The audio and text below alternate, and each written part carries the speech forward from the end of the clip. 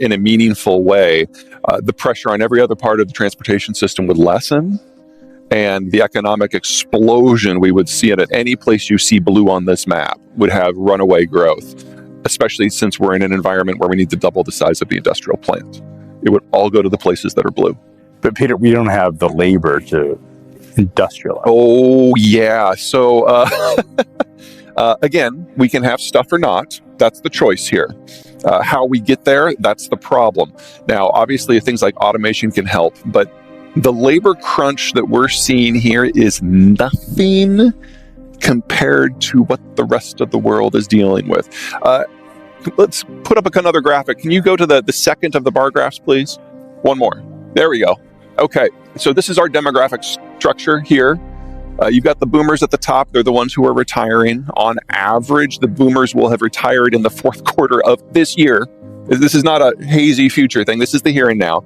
And they're being replaced by the Zoomers there at the bottom. They're the smallest generation we've ever had. So this calendar year, we're looking at a shortage of 400,000 workers. But all the Zoomers are already born. We know exactly what the inflow to the market's going to look like for the next 20 years. They're already here. We know that 400,000 shortage is going to increase every year for at least the next 12. And then it'll probably peak at about 1 million shortage in 2034.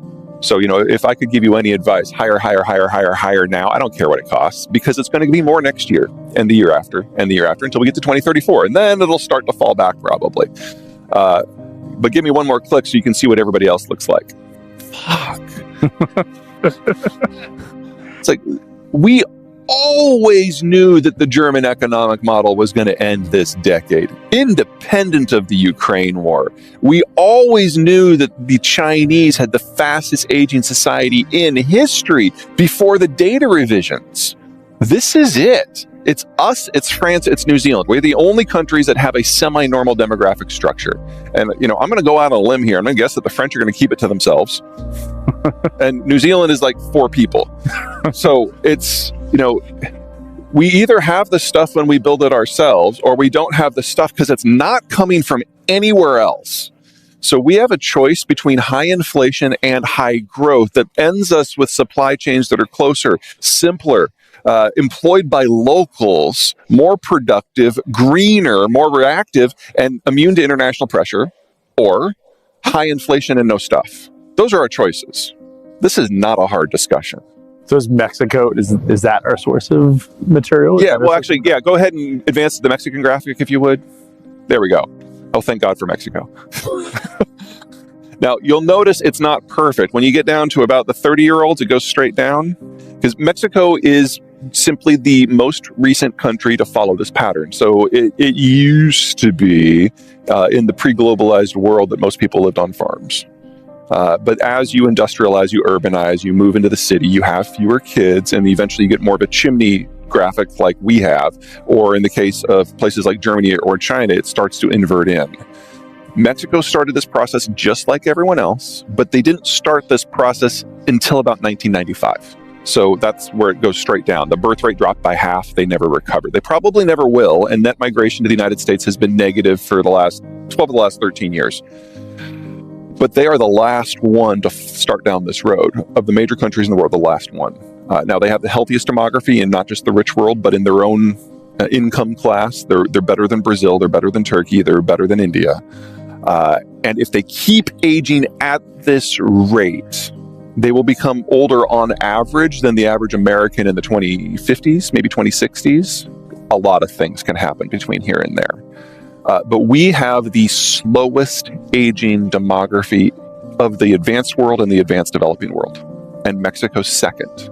This is exactly the sort of partner that we want.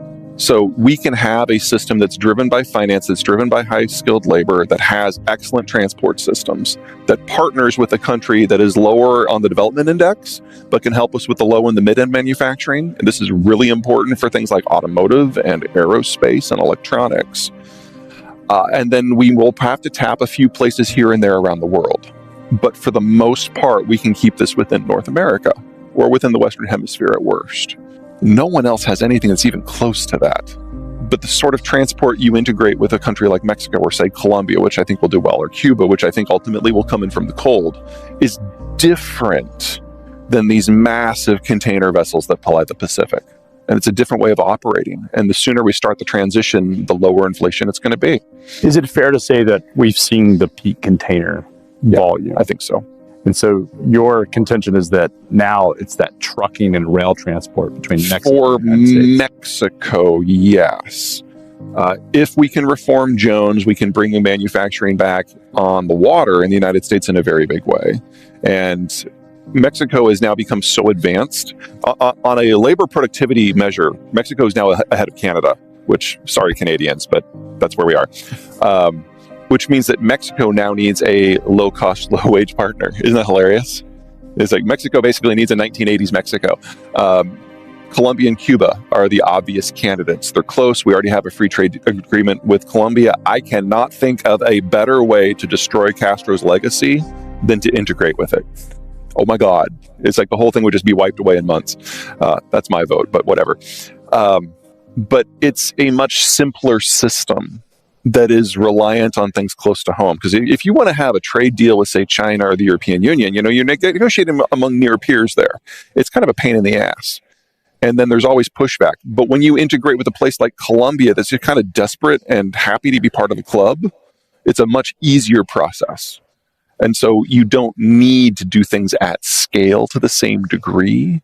A small container ship is fine. You don't need the massive stuff. So, Peter, one of the big counter arguments of Mexico is that it's an unstable country with the cartels. How does someone build a manufacturing plant or a supply chain where you have these external actors, not state actors, but external actors? Maybe they're working together. How do you contend with that? Is Mexico going to come into the system in a way that is going to create stable supply chains? Well, let me give you pros and cons. Pros, I'd say we've already shown that it can be done. The Texans have been doing this for 30 years now. Half of our trade with Mexico is via Texas. It's not that the cartels are not a real threat, and it's not that as long as we love our cocaine, we're not going to keep fueling them, because that's exactly where this comes from. It's not, the cartels did not just magically appear in Mexico. They're kind of at least half our fault. But the places where there's violence is only 1 or 2% of the country at any given time. So if you have a security staff who can keep their ear to the ground and knows what they're doing, you know when the violence is coming your way. And at the moment, the cartels have not expressed an interest in interfering with trade because it's not to their benefit. The Sinaloa, which is the most powerful one, would see that specifically as a death blow to drug trafficking, which is their reason to be. And the second most powerful one, the Jalisco New Generation, sees violence as more of an end as opposed to a means to the end, and going after trucking and manufacturing doesn't get them anything. I don't want to say the risk is zero, because it's absolutely not, but they don't see a business model for interfering with trade aside from just wanting to get access to the plazas. In terms of how you do it, where are my Texans? There's got to be a few of you in here. One in the back. Wow. Shy Texans. Okay. So this is where they are. Northern Mexico is desert and highland, which means there are